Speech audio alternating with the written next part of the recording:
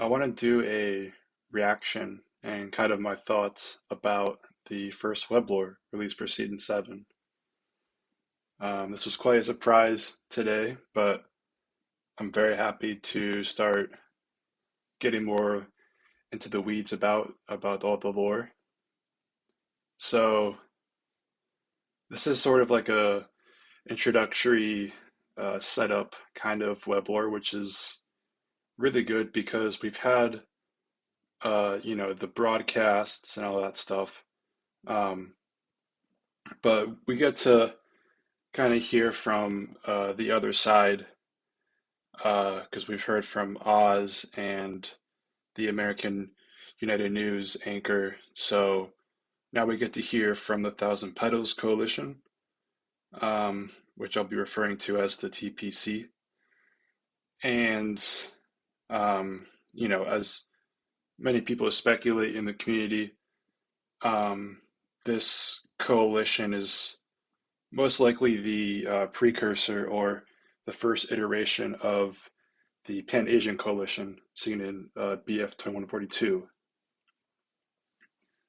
So first in this weblore, we get a uh, transcript from one of the military leaders for the TPC, and it explains kind of the motive behind, why they're doing this, why they have these coups happening around the world. And it's as Reed will mention later on, it's very akin to how the non-patrioted viewed the world, shortly until they kind of won against the superpowers and made their homeland in the Richtersveld. So we can see here that the TPC, this leader, um, Hamasaki, she says that we speak for the nations the superpowers choose to ignore, which is very interesting because if you believe all of the propaganda, you could say, of Henry Blackburn and Archangel, then you would believe that a lot of the nations, the third world nations, um, that they have, received treatment from Shearwater too, the satellite that can uh, rehabilitate ecosystems and change the weather in different environments. Um, so yeah, like I'm really interested to see exactly like why they were abandoned by like Archangel, and also this also is not solely on Archangel, because while they are the ones that are delivering this restoration to nations, it's also kind of on um, it's on America and Russia, um, which shortly after the Battle of Richtersveld, America was obviously kind of, they were in a bad spot. They were just exposed for the blackout. But then on the other hand, you had Russia, which didn't suffer a as big as a as big of a defeat by the Nopats. So they could possibly have helped the formation of the coalition, because it's mentioned in this web lore as well that the coalition, has been built up for years and years, during the time gap between season 4 and season 5. So I'm wondering if uh, Russia was there in the beginning of the coalition's startup, and maybe they stopped providing resources to these nations. Um, it's also worth mentioning that, based on the Nova Group Codex Entry, that the TPC is likely comprised of nations, countries that are in Greater Asia. So, thinking about maybe uh, China, Japan, kind of, that those kind of nations. And it's also, the leader here, Hamasaki, is most likely from Japan as well. Um, so moving on now, you can see they're very steadfast in um, trying to, you know, enact this plan for them to get the resources and therefore kind of get more power in the world that they have been um, prohibited to by these superpowers. Reed comes in, and we get some good background behind um, the location for one of the new maps in season 7. Um, and she's reporting in kind of real time because she says like coalition forces reached Chilean shores and began to push inland. And they are targeting a town, which we kind of figured based off the first image that was shown to us. Um, and it's one that, as it says in here, it has a secret that is very valuable to the TPC, that being an aquifer. So that's kind of uh, the main focus, of, according to Reed. And also, just to mention, it says here the village of El Alicanto. Um, and it was a popular theory that this map in Chile would be the San Pedro town, but obviously that's not the case because they mentioned the village right here. And San Pedro de Atacama, which was on a sign in the first image of the Chile map, that is not only well, broadly, it's a commune. So that means that it's the smallest subdivision in Chile. So, it's comprised of multiple kind of villages, towns. Um, so that's cool. And now we get sort of the stakes for this battle, because they're going after the aquifer. So, water is going to be the main focus. Um, and I'm also interested to see how, like, will we be able to like go underground and kind of see the aquifer? Like maybe there's kind of like an underground portion of the map. That'd be pretty cool. Um, and so yeah, Reed mentions down here that um,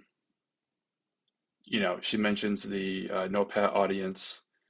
And this was basically like what Oz, when he was trying to band together the non-patrioted, um, he really he really tried to get them riled up to um, invoke some want of vengeance. And um, so it's interesting to see how the non-patrioted, after they've been kind of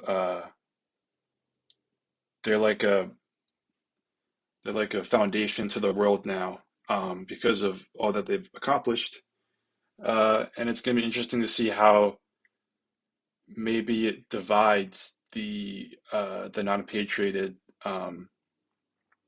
because after all these years, I'm sure since all the success that they've had, that like this coming up with this coalition, and I'm sure a lot of the nomads can empathize with the coalition nations.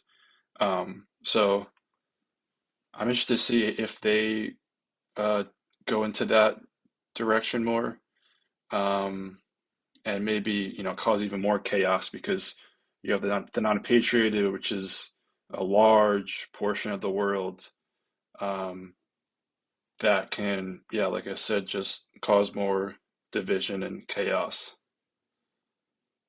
And so we go to the next paragraph, and this is something really interesting. Um, she says, "We're not here to speculate over the coalition's rapid ascension.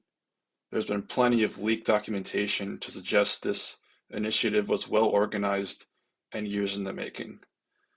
So yeah, we kind of figured that it was years in the making through various mentions in the lore, but I want to draw attention to the coalition's rapid ascension. And uh, the the initial photo we were shown back in January, there was a wall with a lot of posters. We had our first look at the TPC logo, which we didn't know it was called that back then. Um, and there's another logo on the wall too that has like a skull and it has like a little lotus in the kind of forehead of the skull, and it has wings, and that is probably what was mentioned above up here. This is probably the Coalition Ground Forces Ninth Battalion. That's probably the logo for that force. Um, but also on the wall there was writing in Spanish, and it said, "We have gifts for you," and there's a and then right below it it had Archangel, um, and also there was mention of they are the devil and stuff like that. So I think it's not far-fetched to say that Archangel is somewhat involved in the coalition, because I find the curious word choice of ascension, and that's very much um, related to Archangel. They have the Ascension Satellite Network, they have the Ascension Company. Um, so I'm keen to see what's going on with that, and also with the leaked documentation that Reed mentions. Maybe that's the evidence that kind of proves that Archangel has a hand in helping create this coalition. And so now, just to transition over to the final part of this web lore, we have Reed interviewing a member of the local militia, which is pretty cool. It harkens back to season 5 when we had the Moravian Guard in Czechia, which was also a local militia. And they're kind of they're saying that this isn't just another war to or another battle, I should say, um, for the superpowers, for America and Russia to wage war in this region. They're trying to stay on their ground, and keep they have to survive too. They need the water too, and I'm sure that there might be some water shortages maybe around the world, even though there is like sheer water, obviously. Um, but obviously there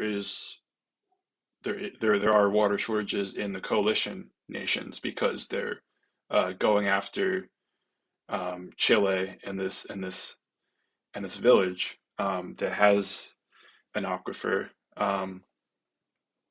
So and I just find this last part here, and we will fight to protect it until the last guardian falls. This, we obviously don't know the name of this local militia of this faction, so maybe Guardian has something to do with that. I don't know. Um, and also, I'm curious about what the logo is for this local militia, because And the recent broadcast shared on social media by Battlefield, it had this kind of snake that has some like chevron kind of pattern, and I thought that it was supposed to represent a timber rattlesnake because it has a similar pattern to that of the logo. And I theorized that maybe since the timber rattlesnake is endemic to North America, that could mean that this faction is from America. Um, but it seems here, since we have a lot of we have some of the logos kind of already placed onto different factions already. Like the standard lotus flower is the TPC, and then we have the one I mentioned before with like the skull and the small lotus in the top head. That is likely the Ninth Battalion uh, of the coalition. So it leads us to believe that that snake uh, insignia is likely for this local militia. So that is pretty cool. And then to wrap it up, this member of the militia gets cut off because there is a blackout, and the TPC the coalition's armed forces has started their attack, and we might get we'll definitely get a weblore rather soon in a couple of days, probably like Monday or something. But I'm curious to see if they pick up where it left off, um, because the next weblore will be a specialist story. So we'll have to see what the squad is for this season, and how they play into um, like how are they going to involve themselves in this conflict in Chile, and maybe also the conflict in the second map too. So yeah, this was a really good first dive into the new lore for season 7, and I hope you enjoyed my commentary. I know I kind of went on for a little while, but I plan on doing these videos for the other weblore released, and maybe I'll do like a recap or a kind of a video to get you started in the season 7 narrative. So thanks for watching, and I'll see you next time. Bye.